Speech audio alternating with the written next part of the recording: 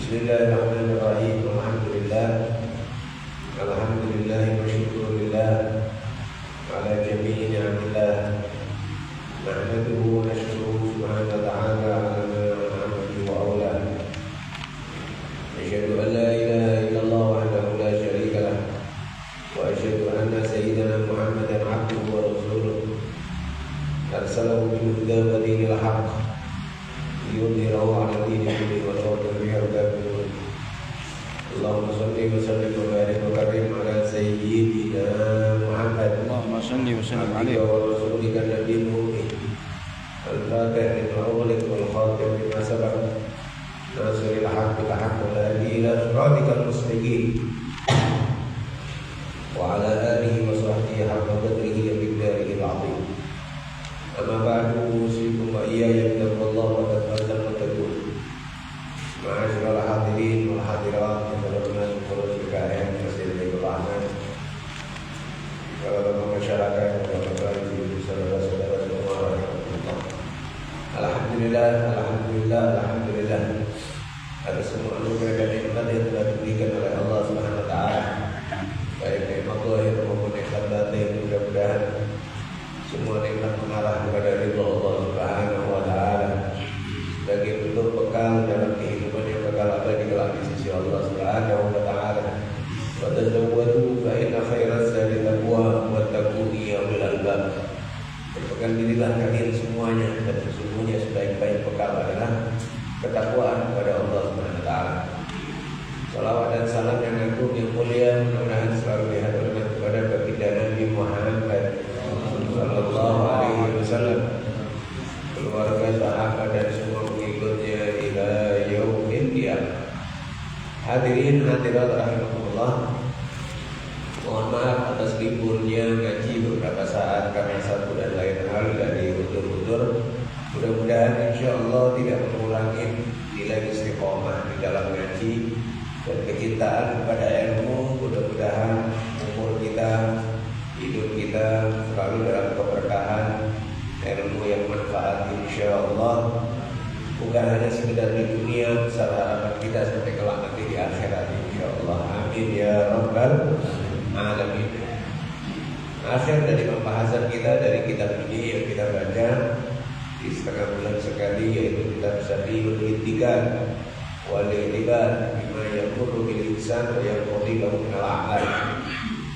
Kitab yang dikarang oleh Imam Al-Habib Abdullah bin Ali Al-Haddad, yang rasanya sebelum beliau belum ada kitab yang membahas secara khusus akan hal ini, yaitu membahas tentang fase-fase umur manusia, ya, yang dia lewati dan yang akan dia lewati. Garis besarnya telah kita sampaikan, umur yang sudah kita lewatin adalah umur di alam arwah. Dahulu di alam arwah sudah kita lewati. Kemudian umur di alam janin itu pun sudah kita lewati, ya, di perut ibu. Kemudian umur yang ketiga saat sekarang kita berada di dunia dan berada di umur ini penentu dari umur yang setelahnya. Ya, maka jangan sampai tertipu kita orang di umur ini melupakan kehidupan yang akan kita jalani setelahnya. Ya, dan setiap manusia pasti akan mengalami apa yang disebutkan ini. Sebagaimana dahulu kita waktu kecil, mungkin kita nggak terpikir punya anak, punya cucu.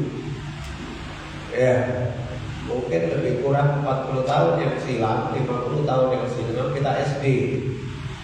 Nah, masih main-main, tapi tahu-tahu tetap umur terus berjalan sampai dewasa. Sama juga demikian, tahu-tahu mati. Ya, tahu-tahu mati, nanti ada alam arwah, ada alam barzakh, alam barzakh, alam kubur. Sama juga demikian, nanti pun juga demikian, akan ada alam akhirat. Ya, dan ketentuan alam barzakh dan alam akhirat ditentukan dengan amal kita yang sekarang. Andaikan di alam barzakh masih bisa beramal, andaikan, tapi sudah nggak ada, nggak bisa beramal. Betul, dengan rahmatnya Allah Subhanahu Wa Taala untuk umat ini, hadiah pahala masih memungkinkan, hadiah zikir memungkinkan, hadiah sedekah jariyah masih terus berlangsung, hadiah ilmu yang manfaat yang diajarkan terus berkesinambungan. Ya, itu diantara rahmat Allah Subhanahu Wa Taala. Maka oleh sebab itu pandai-pandailah di dalam berusaha untuk beramal di dunia yang sesaat, yang fana.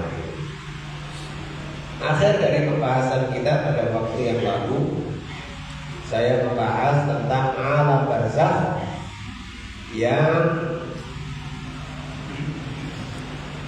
kita sampaikan bahwa roh itu kekal, jisim, jasad bisa sirna, bisa dimakan ular, bisa dimakan sama hewan-hewan bawah tanah, tapi roh tetap merasakan. Dan dalam hadis banyak menyebutkan bahwa arwahnya orang-orang mukmin fi ajwa fi tayrin khudrin tasra'u fil jannah wa tahwa ila qanadir mu'allaqa bil arsy. Bahwa rohnya orang-orang mukmin berada di dalam burung hijau, yang burung tersebut berterbangan di surga. Ada juga riwayat bahwa roh-roh orang mukmin ya berada bergelantung di bawah arsy, zikir bersama para malaikat. Ada juga riwayat yang mengatakan arwahnya orang-orang mukmin berada di sekitaran sumur Zam-Zam. Walhasil beberapa riwayat yang menunjukkan arwahnya orang mukmin. Ya, ada juga riwayat yang mengatakan bahwa arwah orang mukmin khusus malam Jumat dan hari Jumat itu berada di sekitar kuburannya, sehingga mereka mengetahui siapa yang ziarah kuburannya. Dan kesanalah juga diarahkan hadisnya Nabi, innal mayyit yastanis biman ya'las bihi fi hayati. Mayit merasa tenang dengan ziarahnya orang yang dulu dia nyaman dengannya ketika di dunia. Ya, maka lebih itu termasuk salah satu tanda bakti sama orang tua, selain ziarah kuburan orang tua. Bisa jadi seseorang yang di dunia dia tidak tercatat sebagai anak yang bakti kepada orang tua, tapi setelah orang tua wafat dia tercatat bakti sama orang tua karena ridhonya orang tua sering diziarahi sama anak. Ya, dan lain sebagainya dari pembahasan tentang roh.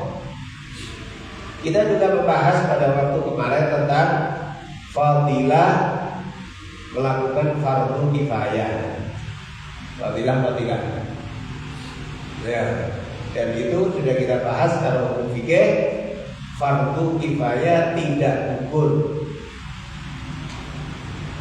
dari semua tanggungan masyarakat Islam, meskipun orang yang mati itu dalam keadaan su'ul khotimah. Ya, bukan urusan kita dia mati baik atau nggak mati baik. Yang penting selama dia muslim, wajib kita lakukan fardu kifayah. Ya, tidak boleh kemudian dia mati, naudzubillah, makanya mati di atas perempuan nakal, atau mati bunuh diri, kemudian orang kampungnya buang aja, nggak usah di gitu ya. Pada dilakukan pada mereka boleh dosa sekampung, Pak. Ya, selama dia muslim, wajib orang kampung melakukan fardu kifayah. Adapun dia baik tak baik itu bukan urusan kita. Fa innahu qad afdal lama qaddamu. Orang mati itu sudah menuju kepada Allah dan mengambil dari amal-amal yang mereka lakukan sendiri di dunia. Urusan Allah Subhanahu wa Ta'ala. Dalam Jawharatul Tauhid disebutkan wa man yamut wa lam yatub min dzambihi fa amruhu fawwadun li rabbih. Siapa yang mati belum tobat dari dosanya, maka tak punya hak kita mencela, mencaci, meninggalkan fardu kifayah, tak punya hak. Urusannya dia dipasrahkan kepada Allah Subhanahu wa Ta'ala. Ya. Ada pun riwayat-riwayat Nabi tidak mensolatin orang yang punya utang, itu ada alasan. Ya, tidak semua perilaku Nabi itu jadi dalil secara umum. Ada yang secara umum, ada juga itu khusus untuk Nabi. Itu diketahui dalam ilmu namanya ilmu khosais, ilmu keistimewaan Nabi. Ya, semisal hukum Nabi tidur gak batal wudu, itu khusus Nabi. Hukum kawin boleh lebih dari 4, ya khusus termasuk juga Nabi tak mensolatin orang yang punya utang. Kenapa? Karena besarnya hak urusan utang. Nabi juga tidak beradzan. Nabi nggak pernah adzan. Ya, Nabi jadi imam, nggak pernah adzan. Kenapa? Karena kalau Nabi adzan, semua orang wajib datang ya. Dipanggil Nabi, hayya 'alas shalah, setruk wajib datang. Dipanggil sama Nabi kok. Setruk mau mati wajib datang. Gak ada musuh-musuh mau dipanggil Nabi. Menerima panggilan Nabi hukumnya wajib. Bahkan di dalam hukum fikih, orang lagi sholat ngobrol sama Nabi gak batal sholatnya. Nabi pernah disebutkan memanggil satu sahabat. Sahabat itu lagi sholat. Setelah selang berapa lama sahabat ini kemudian datang sama Nabi. Minta maaf ya Rasulullah, tadi aku lagi sholat. Kemudian Nabi mengingatkan, tidakkah kau baca Al-Quran?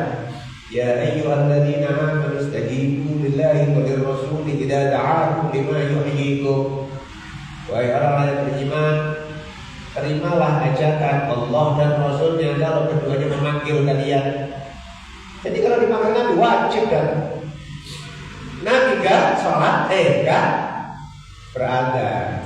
Ya, karena rahmatnya Nabi kepada umatnya. Kalau Nabi beradzan, gak boleh ada orang gak datang ke masjid. Sama juga demikian kalau Nabi nyolatin orang yang punya utang, selesailah urusannya utang. Selesai. Disolatin Nabi doakan, Allahumma ighfir lahu warhamhu wa'afi wa'fu warzuqhu jannah. Ya Allah ampuni dia, ya Allah rahmati, masuk surga. Beres dah. Gak dibayar utangnya kemana?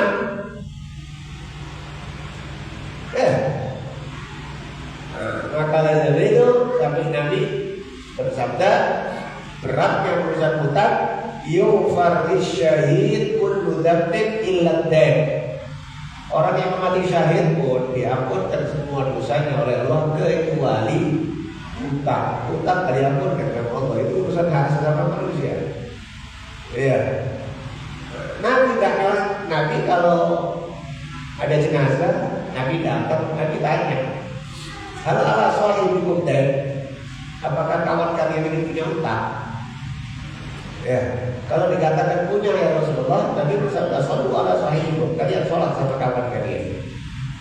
Sehingga karena sahabat tahu tersebut, kalau ada orang mati, keluarganya terlebih dahulu harus cepat menyelesaikan utangnya atau enggak mengalihkan tanggung jawab utang. Mengalihkan tanggung jawab. Ada satu sahabat meninggal dunia. Ditanya, hal ala sahibul dan kapan punya utang? Karena ada Rasulullah. Rasulullah kemudian mau meninggalkan, kemudian ada kawannya Ya Rasulullah, aku yang tanggung jawab hutangnya ya Rasulullah. Hutangnya sama siapa? Sama fulan bin fulan. Kemudian Nabi ambil kesaksian kalau hutangnya si mayit dibebankan sama fulan ini untuk bayar kepada fulan. Disaksikan 2 orang karena urusan uang. Urusan uang saksi 2 orang. Katanya sahabat ini, setiap aku jumpa sama Rasulullah, Rasulullah selalu tanya sama aku, udah kau bayar hutangnya si mayit kemarin? Belum ya Rasulullah. Jumpa lagi besok, ditanya lagi, apakah sudah bayar hutangnya si mayit? Belum ya Rasulullah. Ditanya lagi, apakah berkali-kali sampai disebutkan sama orang ini, hatta istahyaitu min biqaihi, sampai aku malu jumpa sama Rasulullah karena belum ada duit. Aku malu jumpa sama Rasulullah. Selang beberapa hari jumpa sama Rasulullah, ditanya lagi, A'adaina, kau sudah bayar hutangnya si mayit kemarin? Lalu ini orang, sudah ya Rasulullah. Nabi bersabda, al-an barudat jildatuh. Sekarang kulitnya udah dingin di kuburan. Maksudnya kulit udah dingin, udah tenang. Gimana urusan hak sesama manusia?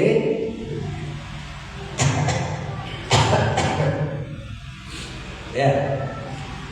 Kemudian sudah kita jelaskan akan fadilah-fadilah memandikan mayat, kafanin, sholatkan, bahkan menghadirinya. Ya, disebutkan orang yang mensolati dan mensolati saja dia dapat 1 qirah. Orang yang mensolati dan mengantar ke jenazah yang terkuburan dapat 2 qirah. 2 qirah. Wal qirah mithil jabal Uhud. Qirah itu semisal beratnya gunung Uhud. Berat gunung Uhud Pak, ya bukan kiloan lagi, bukan kuintal lagi, bukan ton lagi. Apa di atas ton? Ribuan ton, namanya gunung ya. Ya, pahala yang sangat besar. Kadang-kadang Pak, tadi kita sampaikan untuk khususnya untuk sholat jenazah itu cuma 4 takbirnya. 4 takbir. Gimana Pak? Takbir pertama baca Fatihah, takbir kedua baca sholawat, takbir ketiga doa, menghfir lahu, gitu aja nggak apa-apa. Pokoknya doa. Terus takbir yang keempat tak wajib apa-apa. Kalau dia berdoa ya afdal. Udah selesai. Ya. Nah, maka sebetulnya sih sering kali saya sampaikan, kalaupun mensolatin jenazah, Pak, gak usah lama-lama, kasihan orang. Kadang-kadang orang disuruh berdiri sholat jenazah sampai 15 menit, 20 menit. Bapak-bapak tua sampai kakinya gemetaran. Ya, pakai tahlil panjang. Ya, berdiri pula. Saya bukan membahas masalah tahlilnya, Pak. Tapi ini tidak nyakitin orang. Akhirnya orang kapok sholat jenazah, gitu ya. Kalau pun pakai baca tahlil segala macam, cepat aja. Ya, saya pun kalau umpamanya jadi imam sholat jenazah, ya udah paling pun ditambah baca qul ahad 3 kali, kalau falaq wa nas, habis itu doa, dah selesai. Karena berbeda dari 5 menit. Ya, karena orang berdiri, nggak semua orang kuat. Karena pernah saya dapetin, ya, sholat jenazah tahlilnya sampai hampir setengah jam. Ya, sampai akhirnya saya duduk. Orang nengokin, biarin, ulang kali. Gitu ya. Tengoklah kondisi orang. Katanya ini Pak, bukan dukung amal orang kampung, bukan gak dukung Pak, tapi itu tadi tahu kondisi Pak. Ya, dipikirnya kalau nyolatin jenazah itu kayak pacaran, panjang kan 20 menit, setengah jam, cepet kan? Ya, karena wajib memang fardu kifayahnya adalah sholat tempat takbir, dah selesai. Untuk doa nanti ada tahlil, nanti ada lagi doa di kuburan, nanti banyak jamnya. Tapi di masjid wajib berdiri, tak boleh duduk, apalah ini. Akhirnya mudarat sama orang, gitu ya. Mohon maaf, urusan ibadah di antara yang paling Nabi gak suka adalah bikin capek orang. Itu yang Nabi paling gak suka, Nabi paling marah. Tahu hadisnya Nabi, Sayyidina Mu'adz jadi imam sholat isya, baca surat Baqarah. Sampai orang sholat mufaraqah, lepas dari sholat panjang, baru kan? Karena orang mufaraqah, Sayyidina Mu'adz kesel. Oh, memang munafik, gak mau sholat isya jamaah. Gak terima lah yang dibilang munafik ini. Lapor sama Nabi. Nabi marahin Sayyidina Mu'adz, padahal Sayyidina Mu'adz sahabat yang mulia. Nabi marahin, afattarun anta ya Mu'adz, tukang fitnah kau Mu'adz. Apa kamu tukang fitnah? Idza amma hadukum falyukhaffif. Kalau kalian jadi imam, maka ringankan. Di belakang kalian ada anak-anak, ada orang tua, ada orang sakit, ada orang punya hajat. Gitu. Sampai Nabi dalam hadis yang lain menyebut, bacalah surat wasyamsi wadduhaha, bacalah surat wadduha, bacalah, sampai Nabi menyebut nama surat. Artinya kadar sholat di isya. Ya. Di dalam hadis yang lain Nabi bersabda, inna minkum munafirin. Di antara kalian ini ada yang bikin orang lari dari agama. Orang bikin lari dari. Nah ini tadi mudarat sama orang. Orang akhirnya nggak mau sholat, lama kali Pak, gitu kan? Ya, udah Jumatan, panas-panas, lapar pula, ya kan gitu kan? Udah mau makan siang nih, buat tahlil panjang-panjangnya. Udah panjang, bacaannya pelan pula, ya kan gitu kan? Akhirnya ini tadi mudarat. Saya tidak kemudian bukannya nggak cocok sama tahlil, kan? Ya, bahkan kita dapetin, mohon maaf, dulu orang-orang tua kita, guru-guru kita, urusan tahlil itu cepat kali. Ya, rasanya orang kita ini udah masya Allah kali, Pak, orang Medan ini, soleh-soleh semuanya. Ya, kalau tahlil sampai setengah jam, ya kan? Ada tahtim, ada tahlil, masya Allah panjangnya. Baca Asmaul Husna aja sudah berapa menit? Ar-Rahmanur Rahim, Al-Malikul Qudus, panjang. Ya, saya itu masih ingat, orang tua saya kalau pimpin tahlil itu gak lebih dari 4 menit. Gak lebih dari 4.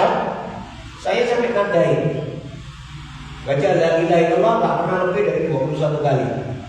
Dari 21 kali langsung sudah selesai. Sampai kadang-kadang sebagian masyarakat itu ngomong, kiai masaknya lama-lama, tahlilnya cuma 5 menit, gitu ya. Tapi itu tadi istilahnya jaga masyarakat, jangan sampai kemudian capek, terus kemudian bosan. Ya saya nggak nyuruh untuk cepat-cepat Pak, tapi paling enggak, ya khususnya tadi kalau nyolatin jenazah berdiri itu jangan terlalu lama. Udahlah Qulullah 3 kali, udah itu kayak Al-Quran itu, sudah khatam Al-Quran itu. Qulullah itu semisal sepertiga Al-Quran, baca 3 kali berarti kayak Al-Quran dan full. Bahkan disebutkan di antara keramatnya Syekhona Khalil Bangkalan, pernah disebutkan beliau diundang sama muridnya, tahlil bapaknya. Dia karena datang kiainya dia nyembelih sapi. Masya Allah, nyembelih sapi. Tapi pas dipimpin sama Kiai Khalil bakalan baca la ilaha illallah 3 kali. Habis la ilaha illallah 3 kali, Al-Fatihah, sudah selesai doa. Muridnya bingung, kiai gitu. Aku nyembelih sapi, gitu. Aku nyembelih sapi, cuma la ilaha illallah 3 kali, terus gak ada yang lain. Katanya, ya udah besok lah kita tengok-tengok. Yang penting sekarang orang gak makan. Enggak, orang makan semuanya setelah makan besok. Kalau dia mengatakan, kalau sapi nyembelih sapi yang seberapa besarnya? Katanya, wah besar lah dia ini. Sapi ukuran 110 kilo. Masya Allah, timbang 110 kilo.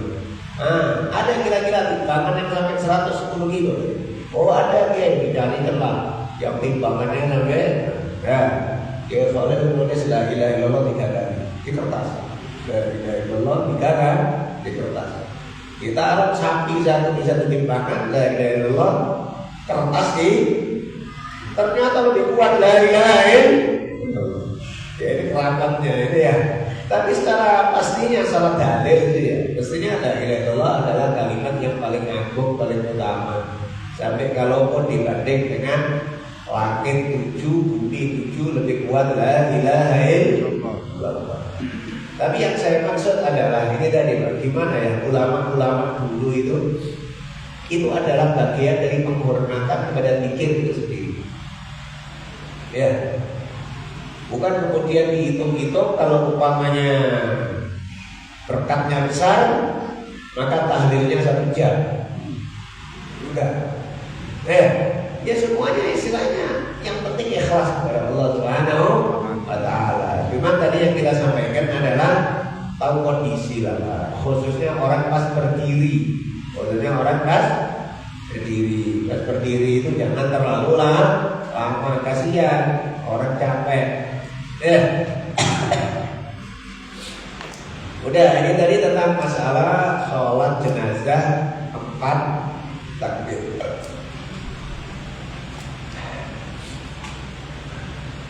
Kemudian wayang bagi al-isra'u bil mayyit wa ta'jilu ila qabri.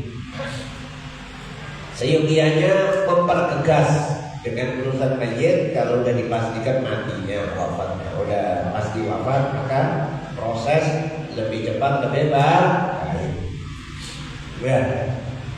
Dan dalam hadis Nabi disebutkan idza wudi'atil janazah wa tamala rijal fa in kanat salihah qalat berdimuni wa in kanat ghairu salihah qalat ya waila ilaha illa biha. Disebutkan dalam hadis kalau mayit sudah diletakkan dan diangkat sama orang, maka mayit itu kalau baik dia mengatakan kondimuni cepat karena dia menuju kepada taman surga.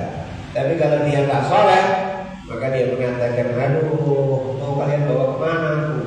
Ya. Karena dia takut ke depannya sudah lomba kami neraka. Alhamdulillah tidak. Ya. Dalam hadis yang lain kami bersabda, asrimu bil janazah, kalian pertegas dengan jenazah. Fa in takun salihah fa khairu tuqaddimunahu ilaihi. Wa in takun siwa dzalik fa syarrun tadhunahu an biqawmi. Bertegaslah kalian membawa jenazah. Kalau jenazahnya baik, maka lebih bagus untuk dia kau cepat mengantarnya ke taman surga. Tapi kalau dia tak baik, maka lebih bagus kalian cepat meletakkan keburukan dari leher kalian. Maksudnya ngapain pula dia tak baik kalian angkat-angkat pula di leher kalian. Ini pertegas. Tapi yang dipertegas itu pun bukan berarti kalau kemudian tidak ukuran sampai malam-malam dikubur ya enggak Pak. Ya, karena disebutkan kubur malam hari itu hukumnya makruh. Kubur malam hari hukumnya makruh.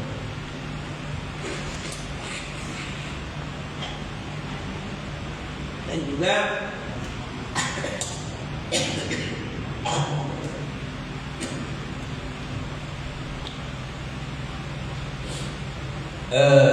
Dan juga pastinya mempertegas mayit itu dengan kadar normalnya, yang sekiranya tidak sampai tidak nyakitin kepada orang lain. Maksudnya nyakitin orang lain, nyakitin keluarga. Ya semisal umpamanya apa ya, ada keluarganya belum datang, ya maka nggak ada masalah, ditunggu, ditunggu supaya nanti sebagai bentuk penghormatan dia, supaya melihat bapaknya, melihat emaknya, kan gitu kan. Nah, termasuk juga biasanya kalau apa itu, kalau orang mulia, sehingga banyak orang yang kepingin memberikan penghormatan terakhir, ya kan, kiai, ulama, ya, nah, kasihlah kesempatan besok, apa, sehingga orang bisa berdatangan, ya, memberikan penghormatan. Bukan kok berarti artinya mempertegas itu habis mati langsung mati itu dikafarin sholat langsung gigi langsung dia enggak kayak gitu. Ya. Maka sampai disebutnya juga wafatnya baginda Nabi Muhammad sallallahu alaihi wasallam. Juga kan ada per waktu untuk memakamkan. Ya, Nabi wafat hari Senin waktu duha. Hari Senin waktu duha. Ya. Terus Nabi dimakamkan hari Selasa menjelang Maulid. Hari Selasa menjelang Maulid. Berarti kan sampai 1 hari lebih. Ya. Nah, itu ya memang oke diakhirkannya jasad Nabi. Ada alasan tersendiri karena para sahabat bingung. Ya. Kalau disebutkan wafatnya Nabi itu bagi sahabat itu kayak mereka kayak anak ayam kehilangan ibu, bingung mereka kemana gitu aja. Sampai disebutkan Sayyidina Umar bin Khattab, ya marah-marah Sayyidina Umar bin Khattab di masjid, sampai mengulur pedang. Itu kan menunjukkan al-haulul mauqif, istilahnya kondisinya itu sampai mencekam kayak gitu. Kayak nggak terima gitu Sayyidina Umar. Sampai teriak-teriak dia bilang Nabi Muhammad wafat panggal. Nabi Muhammad iki sebagaimana Nabi Musa pergi ke Gunung Sinai 40 hari habis itu balik. Udah jangan bilang Nabi wafat. Saking dan terimanya Sayyidina Umar. Padahal Sayyidina Umar cerdas. Sayyidina Umar ini jenderal besar. Sayyidina Umar ini kan gitu kondisi saking cintanya sahabat sama Nabi. Disebutkan Sayyidina Ali bin Abi Thalib mondar-mandir dalam rumah gak ngerti apa yang mau diperbuat. Sayyidina Utsman bin Affan terduduk kayak lumpuh. Terduduk dia gak bisa berkata-kata. Kalau disebutkan sahabat yang paling tegar, subhanallah ternyata Abu Bakar Siddiq. Padahal Abu Bakar ini kalau dipikir secara dohirnya paling Abu Bakar langsung mati ya Abu Bakar. Karena Abu Bakar orang yang paling lembut, orang yang paling sering nangis, cintanya sama Nabi luar biasa. Secara dohirnya rasanya Abu Bakar langsung ikut mati. Ternyata enggak. Allah mempersiapkan Abu Bakar Siddiq yang paling tegar, yang paling tegar. Disebutkan Sayyidina Abu Bakar Siddiq yang menenangkan para sahabat. Ya, yang menenangkan para sahabat.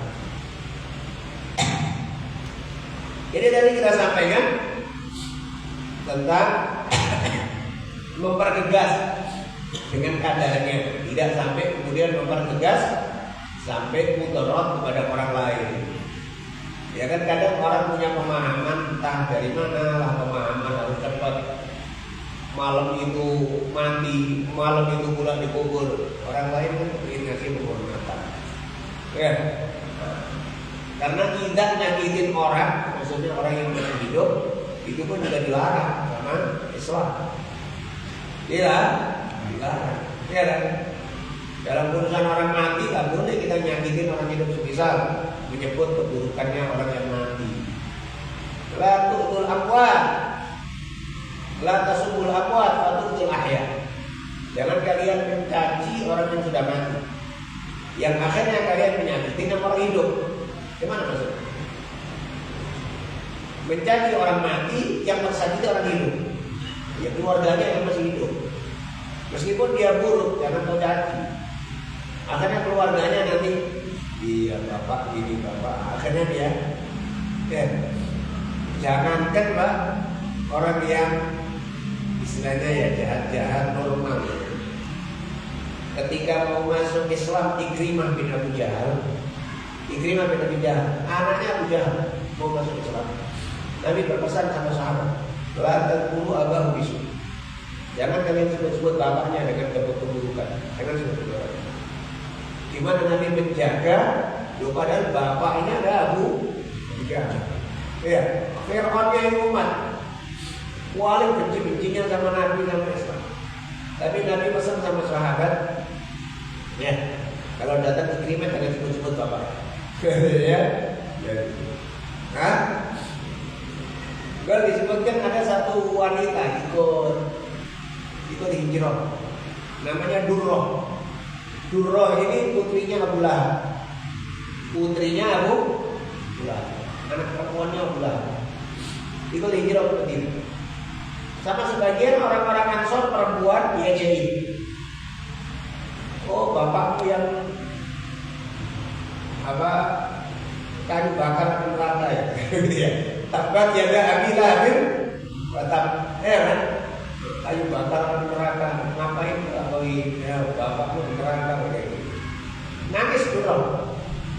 Dijawab kayak gitu. Pas nangis lewat Rasulullah.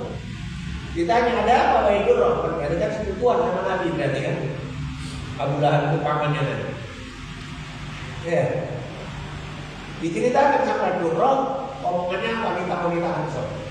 Marah Rasulullah, langsung Rasulullah kumpulin sahabat. Kumpul semua sahabat di masjid. Nabi kemudian naik mimbar. Kumpul semua. Nampak wajahnya Nabi marah. Ya. Maka Nabi tidak suka nyakitin orang. Ya, orang yang sudah wafat ya udah urusannya. Tapi jadikan nyakitin orang yang masih hidup. Ya, nyakitin orang yang masih hidup. Dan disebutkan walil mayyit syukuran wa ma'rifah. Mayit memiliki perasaan dan pengetahuan. Siapa yang memandikan, siapa yang mengangkatkan, siapa yang memasukkan ke kuburannya, siapa yang mati, mayit.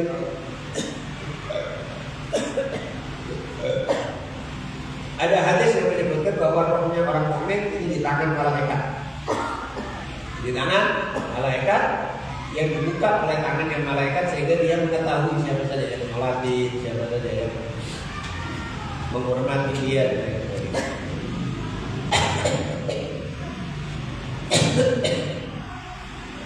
Dia pun mendengarkan apa yang orang lain memuji kepadanya atau mencela, dia dengar. Dan ini menunjukkan berarti rasa si mayit itu lebih peka. Mayit itu punya perasaan, punya pengetahuan itu lebih kuat daripada ketika dia hidup. Sampai dia tahu siapa yang benci dia, siapa yang menjeleki dia, siapa yang ribain dia tahu. Ya, dalam hadis yang masyhur bahwa mayit itu mengetahui langkah kaki orang yang nganter ke kuburan.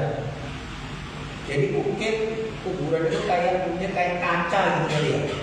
Sehingga dia tahu, oh orang ini pulang, oh orang ini. Dia tahu, pulang.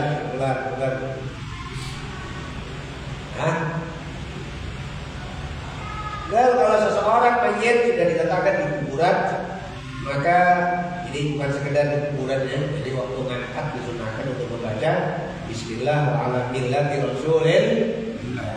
Ketika ngangkat sunnah membaca Bismillah wa ala millati Rasulillah.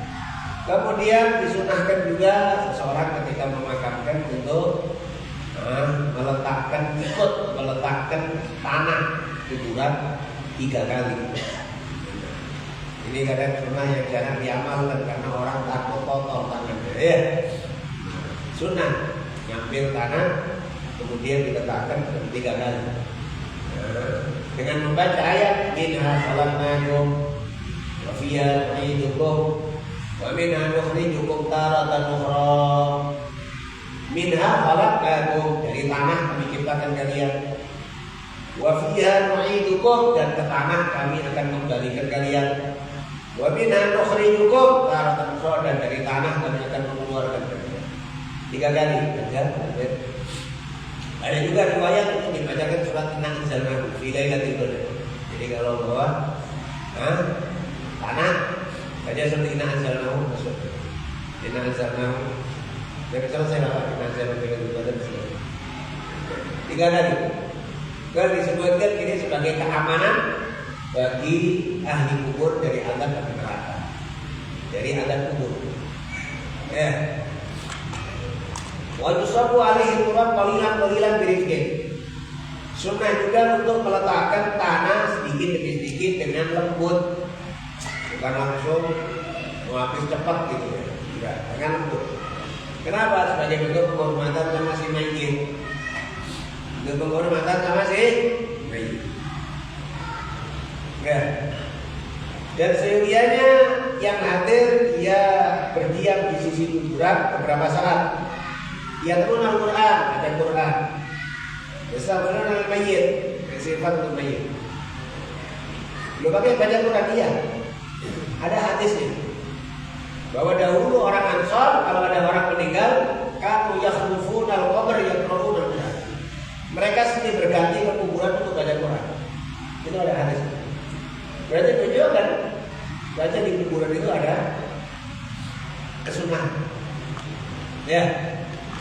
Mohon maaf, ini rasanya kesunahan yang jarang diamalkan.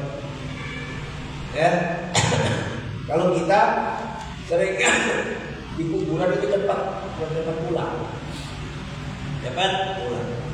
Ya memang sih kita nggak bisa nyalahin masyarakat yang panas-panas di kuburan. Tapi seyogianya keluarga dekatnya kalau bisa lebih lama gitu. Supaya buat tenang mayit. Di saat-saat itulah saat didudukkan sama malaikat bukan nakir untuk ditanyai man rabbuka wa man nabiyuka. Kalau riwayat Sayyidina Anas bin Malik ya wasiatnya kepada keluarganya untuk dibacakan akhir surat Al-Baqarah. Akhir surat Al-Baqarah. Ya, terus mengatakan fa in khutima bil Qur'an fa huwa hasan. Kalau dikhatamkan Al-Qur'an maka itu lebih baik. Beliau dan beliau berpesan untuk tidak ditinggalkan kuburannya sama keluarganya bi qadri nahril jazur wa yuqassama dengan kadar nyembelih onta. Dengan kadar nyembelih onta anggaplah nyembelih sapi, Pak. Nyembelih sapi diinjak-injak kalau orang ahli mungkin 1 jam. Rasanya Pak sekarang enggak ada orang kuburan 1 jam di kuburan. Ya, habis dikubur pada pulangan. Maka yang kita ketahui di Jazirah Arab, Yaman, Mesir, Yordania, kalau ada kuburan orang mati biasanya di kuburan itu ada tenda. Dipasang tenda. Sehingga orang itu nggak kepanasan. Supaya tenang di kuburan. Ya, jarang kita orang.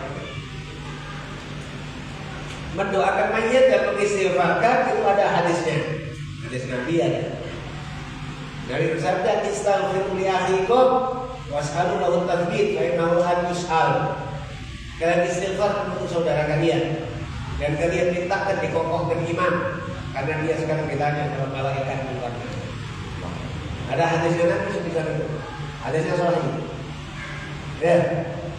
Maka termasuk juga hadis tentang talqin.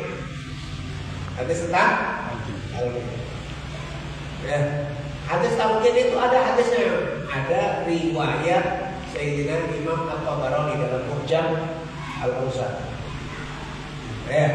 Ada juga di dalam kitab Wasaya Ulama Ar-Rifi.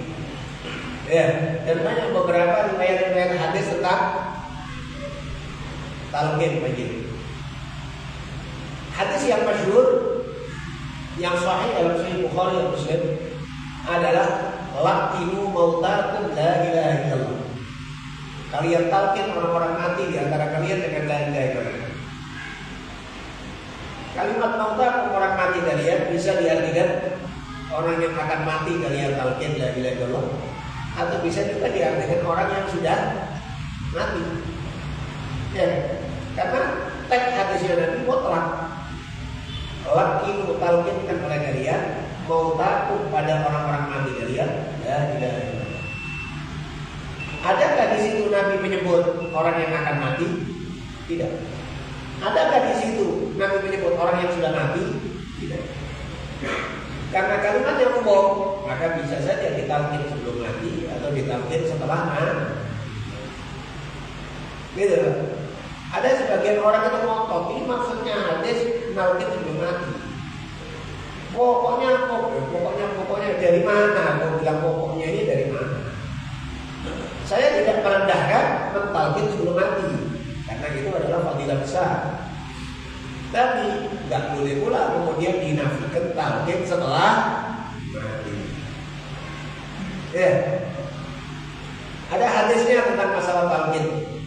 Nabi mentalqin Sayyid Ibrahim, putranya Nabi yang meninggal dunia. Ya, ditalqin. Yang disebutkan Sayyidina Umar bin Khattab di belakangnya Nabi nangis sesengguhan. Noleh Rasulullah ke Sayyidina Umar, "Mayukit wahai Umar, apa yang menyebabkan kau nangis?" Sayyidina Umar menyatakan, "Ya Rasulullah, inna hadzal ghulam lam yablugh al-hilm." Ya Rasulullah, ini anak belum balik, tapi dia dapetin yang mentalqin dia adalah engkau ya Rasulullah. Gimana pula aku nanti ya Rasulullah? Siapa yang mentalqin aku? Nabi tidak menjawab. Kemudian turunlah ayat, "Yusabbitullahu alladziina aamanu bil qawli tsabit fil hayati dunya wa fil akhirah." Allah mengokohkan imannya orang-orang yang beriman. Allah yang menjaga imannya orang-orang yang beriman. Bil qawli tsabit, dengan ucapan yang kokoh, la ilaha illallah.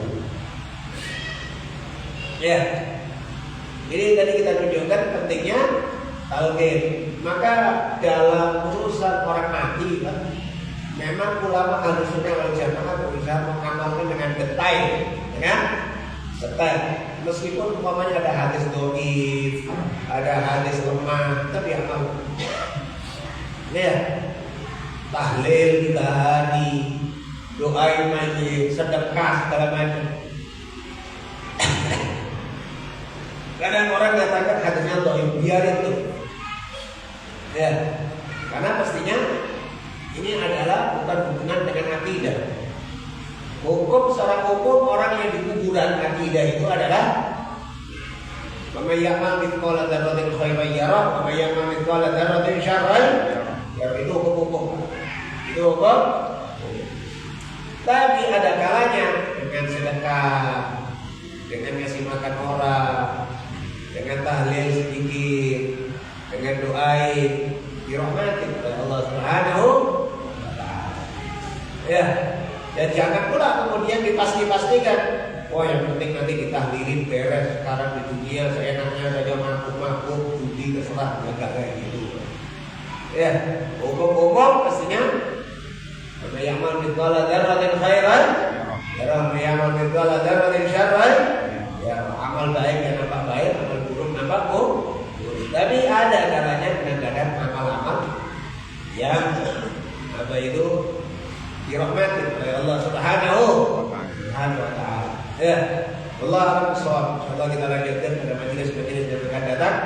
Mudah-mudahan diberkahi oleh Allah Subhanahu wa taala. Al-Fatihah. Ar-Rahmanir-Rahim.